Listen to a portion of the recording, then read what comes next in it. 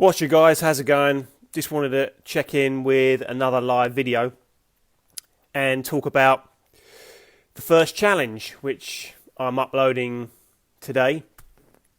And challenge 1 on the 5x5 Boost Your Immunity Challenge is really simple. Hey guys, all you guys watching, I'm just going to say hi to everyone watching, and then I'll say 30 more seconds of highs, and then we'll get started on the challenge.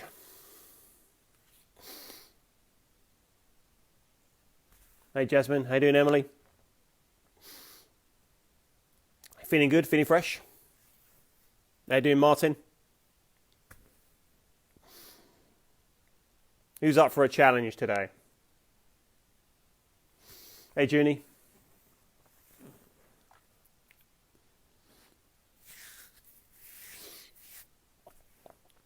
Emily, are we all good? All right, so we're just talking about, I just wanted to talk about the 5x5 Boost Your Immunity Challenge, because challenge 1 is going up today. Yeah? So, your first challenge is this, guys. To eat real foods. Yeah? Foods as close to Mother Nature as possible. Yeah? Foods that are the best possible sources of macronutrients and micronutrients. Yeah? Because here's the thing, guys. We talk about boosting immunity. What we're essentially talking about is boosting and strengthening our white blood cells. Yeah, your white blood cells are responsible for protecting you. They're keeping your immunity up. So it makes sense to invest a little bit of time into strengthening your white blood cells. Not only your white blood cells, but how you produce your white blood cells as well. Yeah. So there are 3 different types of white blood cells. Yeah, just to keep you in the loop, guys. There are 3 different types of white blood cells, and they're all kind of helping each other out. And the first type of white blood cells are called phagocytes. Yeah, phagocytes, and they are responsible for absorbing and digesting any kind of bacteria in the bloodstream. Yeah, you got your second type of white blood cell, which is your lymphocytes. Yeah, now there are 2 different types of lymphocytes. Yeah, you got your T cells and your B cells. Now T cells are fascinating. T cells are responsible for sending out signals to other white blood cells to let those other white blood cells know that your body is under infection or your body is under attack from pathogens. Yeah? So those are your T cells. What your T cells are also responsible for is for killing infected white blood cells. Yeah? Now, your B cells are very fascinating as well. B cells, this is a very quick lesson in white blood cells for you guys. Your B cells, what they do is they release antibodies that attach onto virus, germs, bacteria. Yeah? And those antibodies essentially are called cytokines. Okay? So how well those white blood cells function will depend on what nutrients you're feeding them. Does that make sense? Now, there are other factors as well that affect the strength of your white blood cells. There are other factors of like lifestyle. But generally speaking, how well you nourish, if you like, those white blood cells will depend on how well they're functioning.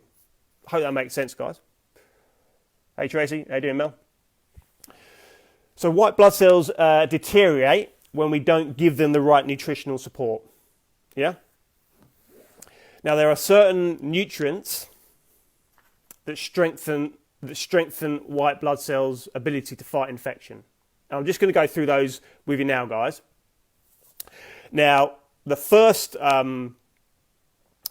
basically got your macronutrients and your micronutrients. Your macronutrients are like what your body needs a lot of, yeah, to function, which is protein, carbohydrates, and essential fatty acids, yeah, or your fats.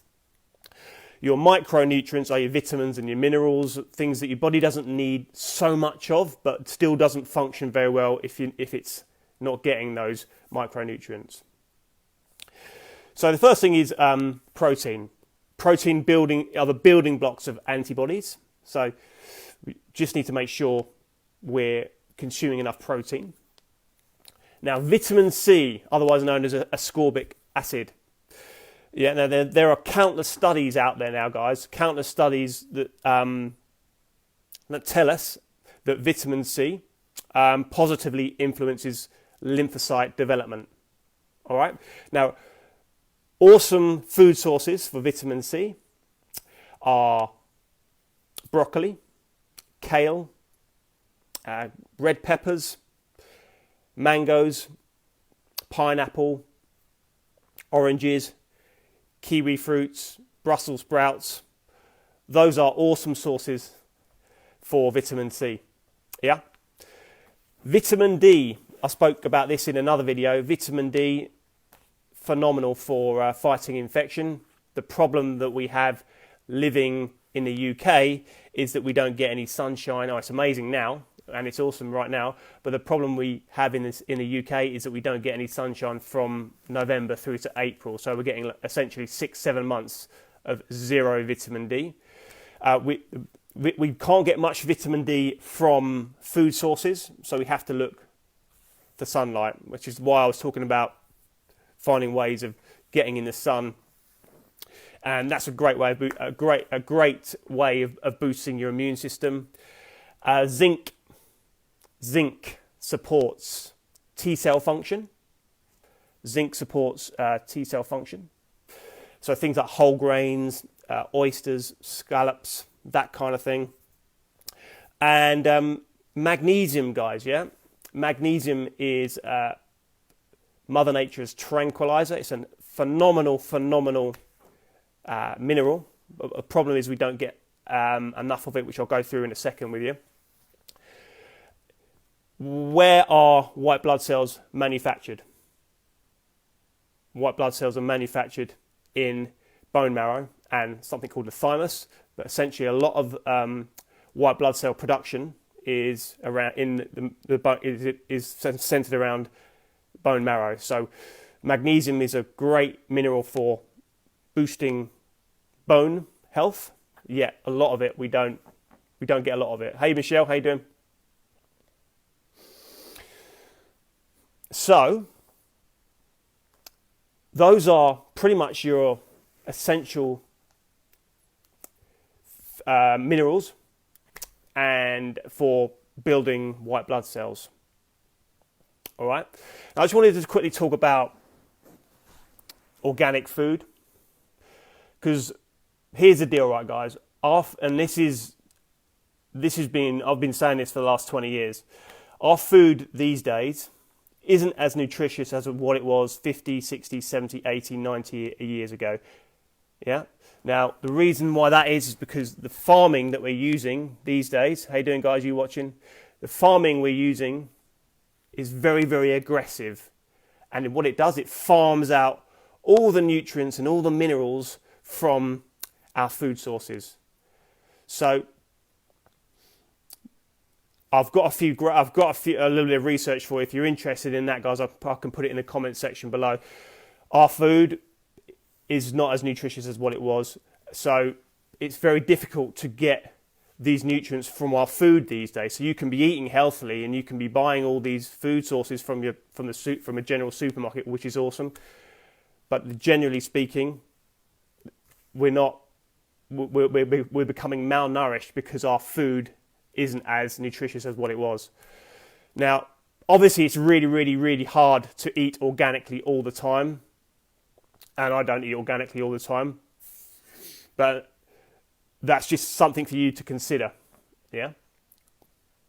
So that's pretty much it, guys. Your challenge for today, I've been waffling on a little bit there. Your challenge, or your first challenge, is to go out and shop for these nutrients that strengthen white blood cells, yeah, your body's ability to fight infection. And that's it. Really, really simple, guys. Now, what I want you to do for your first challenge is, once you've gone out and gone shopping, then just come back here to this feed and stick a photo up of all the food that you've bought.